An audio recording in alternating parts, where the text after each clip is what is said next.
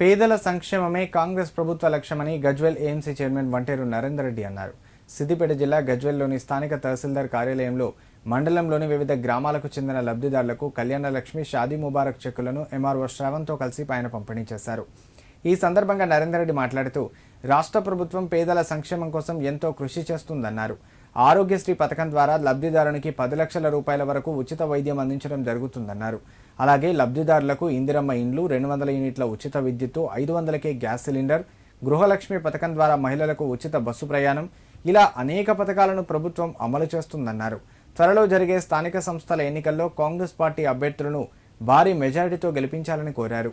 ఈ కార్యక్రమంలో ATMA committee chairman Bayyaram Mallareddy, AMC vice chairman Sardar Khan, Congress party నేతలు రాజు గౌడ్, శ్రీనివాస్ రెడ్డి పార్టీ నేతలు పాల్గొన్నారు. పెళ్లి అయినటువంటి ఆడబిడ్డలందరికీ కళ్యాణలక్ష్మి చెక్కులు మన మండల కేంద్రంలో సంపాదించడం జరిగింది.